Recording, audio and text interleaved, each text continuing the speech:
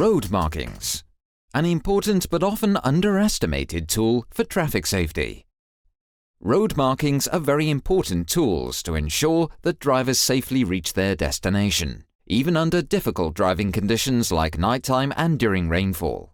However, road markings are, for most road owners, primarily considered a cost. But there is an important benefit for governments who spend money on ensuring road markings perform properly. Well-functioning road markings keep the number of road accidents to a minimum, thereby limiting the number of fatalities and injured people. An important factor that affects traffic safety is the increasing average age of the population.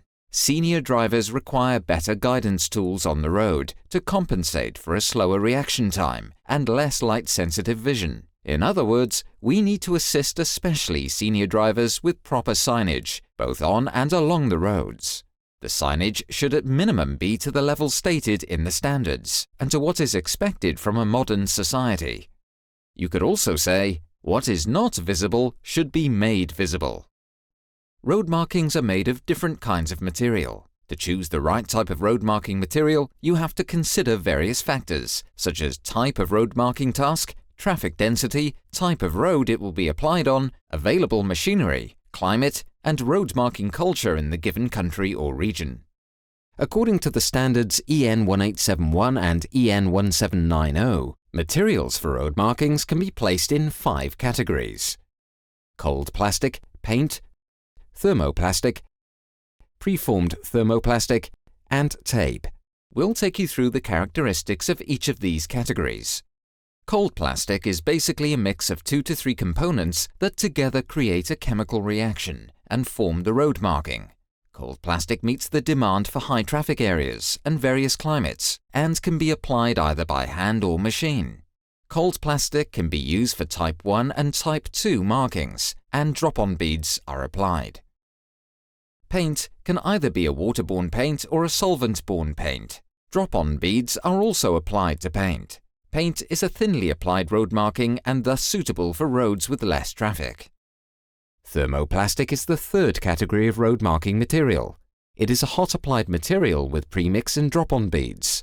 Thermoplastic meets the demands for high-trafficked areas and various climates. It has glass beads embedded in the material and is applied by hand or machine. Thermoplastic comes in preformed or bulk products and can be used for Type 1 and Type 2 markings.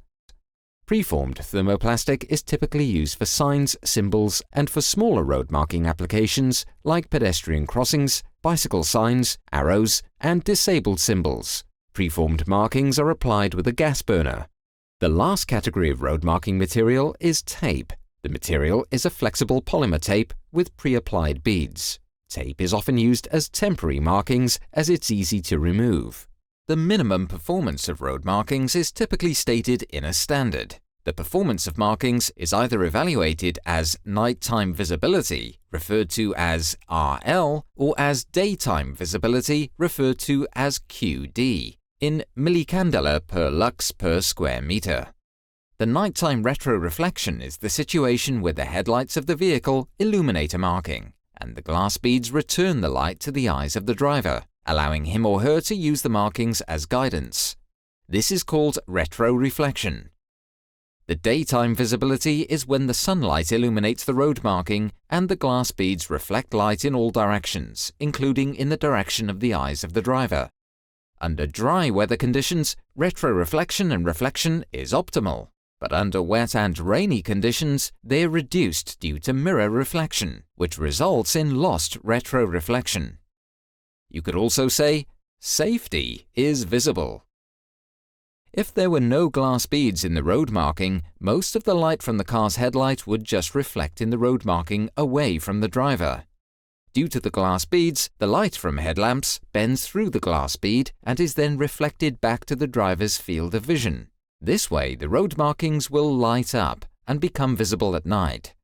Road markings have glass beads in the surface layer, which is typically applied as a separate process directly after application of the rest of the marking. These beads are called drop-on beads. Here you can see drop-on beads being applied on a thermoplastic Type 2 road marking. thermoplastic road markings also contain so-called premix beads, which are embedded in the material. The premix beads works after the same principle as the drop-on beads. After wear from traffic, new glass beads will appear in the surface to ensure high retroreflection throughout the lifetime of the road marking.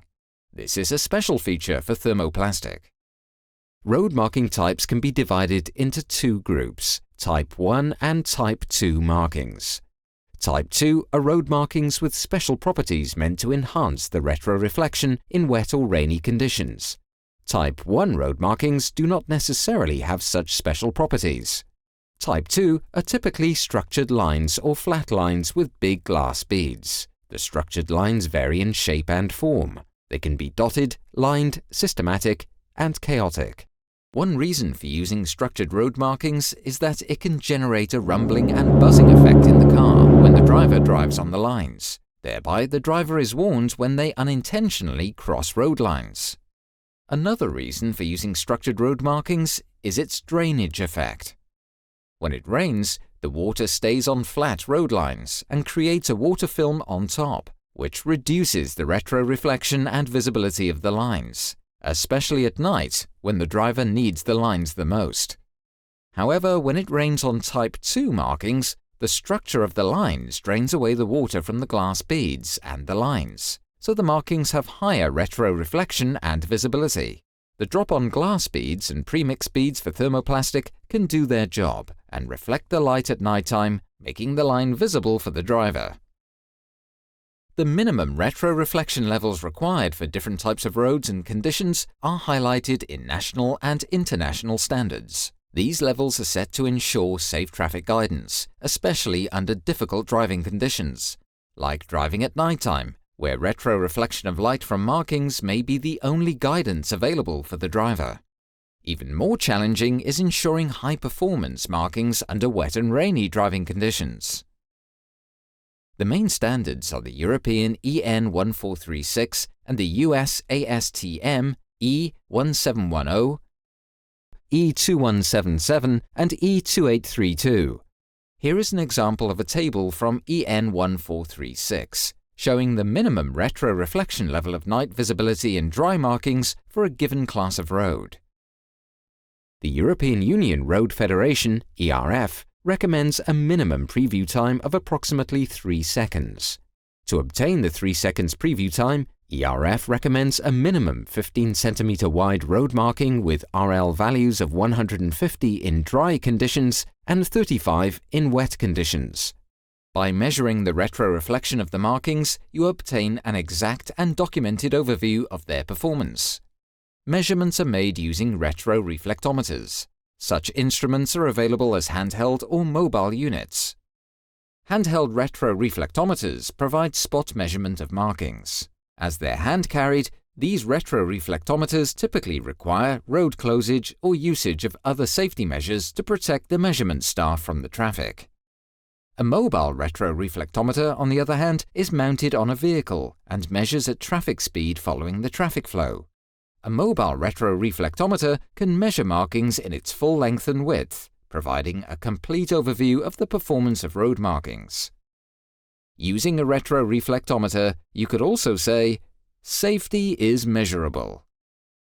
Ensuring high and stable performing road markings is perfectly in line with current trends and developments in relation to traffic safety. In the 4th Road Safety Action Programme, the EU has set a goal of further reducing the number of fatalities on European roads by half during the period 2011 to 2020. In parallel, the EU works together with car manufacturers on implementing lane departure warning systems in vehicles, warning drivers when there are unattended crossroad lines. In both programs, high-performing markings are a key factor in reaching the goals. For us, this is all about what is not visible should be made visible. Safety is visible. Safety is measurable. Proper performing markings are not just a cost, it's a great benefit to individuals and the society.